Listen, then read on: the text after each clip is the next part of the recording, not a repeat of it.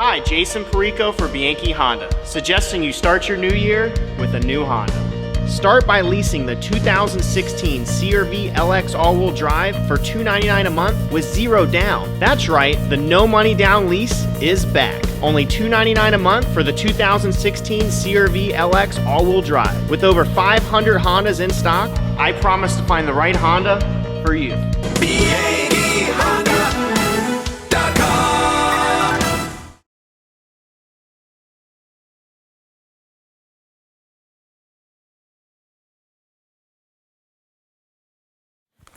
Fox Sports Radio, 1330 AM, The Fan. I'm Alex Wilmer, joined now by head coach of the Gannon Golden Knights, John Reilly. Coach?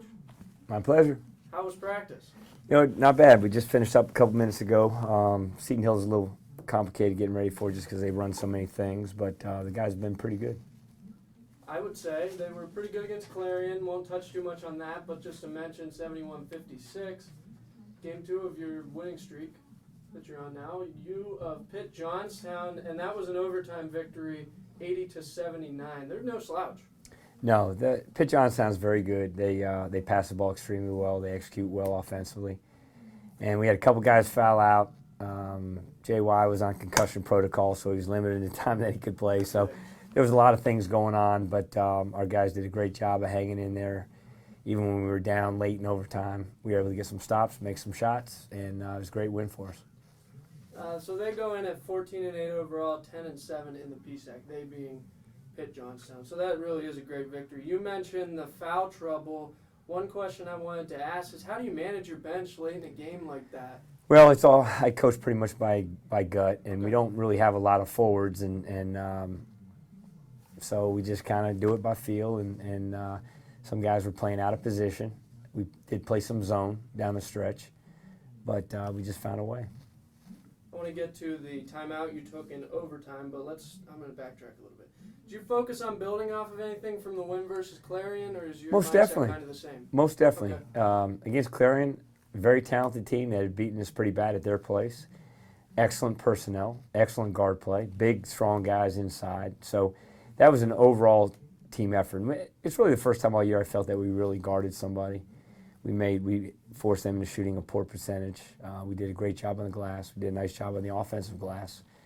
But I just thought we just earned that game. We just went and took that game against a good team, and we put our will on them. And again, they're very good, so that's a credit. It's a credit to our guys and how hard they played. And we wanted to use that going into the next game, and the game started a little bit shakily against Pitt Johnstown, but we finished the half really strong, and then we tried to build on how we finished it, and we were able to do that. Ian Gardner, season high 17 points. He's been used sparingly when necessary throughout the year. How do you decide when to use him? Well, he's actually started quite a few games for us, and he's like a freshman. He's been up and down, but he's done some really nice things for us this year. But I tell you, in there he was very active. He did a great job of running the floor, him and C.J. Bird, and we were able to get some easy baskets. Defensively, I thought he played pretty well. He had active hands. He got some loose balls, and he really played well. It's probably the best game he's had for us.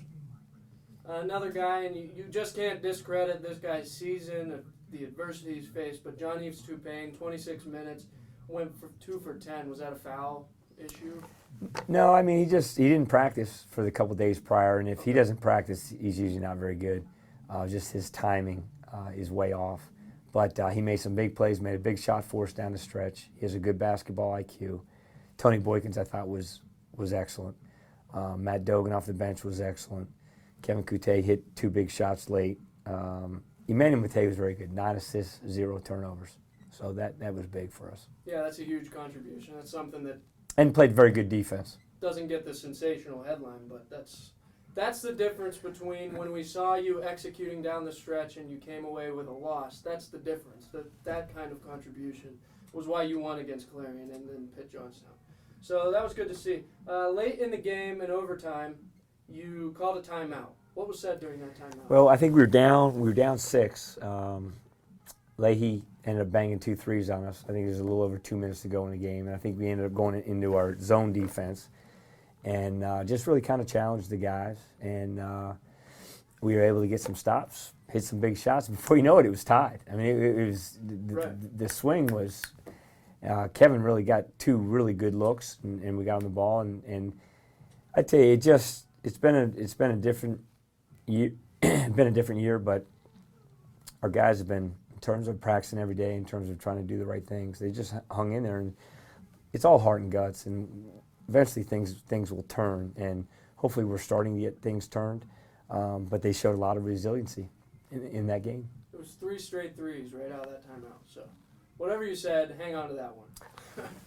You got Seton Hill coming up, 8-12, 6-10 in the PSAC. How do you prepare for an away game like that? Well, they beat us. They beat us earlier, and they have some very good players. They have some guys that can really score. They possibly have the best player in the league in Cameron Taylor, senior guard, 6'5", 6'6" guard. They can really score, and he single-handedly made some tough shots against us. And then their inside player, Spencer Casson, really hurt us. But they do have other guys on the perimeter, Blonde, and that can really score as well. So they're not an easy team to guard. But again, we're trying to do what we do well, which is defend. We've got to rebound, and we've got to be able to make some shots. Fox Sports Radio, 1330 AM, The Fan. Get right back into it with head coach of the Gannon Golden Knights, John Reilly. Coach, I was asking, and I'm not sure how you felt about this question, so we'll find out. If there were coaches who you modeled your game after 30 years, you're just John Reilly. You've got your identity. I obviously I've been influenced. I mean, I had a very good junior high school coach. I had a very good high school coach. But being in Kentucky, being in Maryland, I grew up around a lot of really good coaches. Probably my favorite coaches, Rick Pitino has always been one of my favorites. My high school teammate played for him when he was at Boston University, and that was when I was first exposed to him back in 1980. But I like his teams. I love Michigan State. I love the way they play. I like the Big Ten. There's all sorts of different styles, but I'd say Michigan State. I'd say Louisville, and then I also really enjoyed watching Iowa play, Frank McCaffrey. So just trying to learn from everybody. I'm definitely a student of the game. I definitely do not have all the answers. I do not profess to have all the answers, but I'm always trying to learn. I ask you that because you're heading to Lemoyne, Syracuse, New York, and a guy that I think of when I think of your coaching style is Jim Boeheim.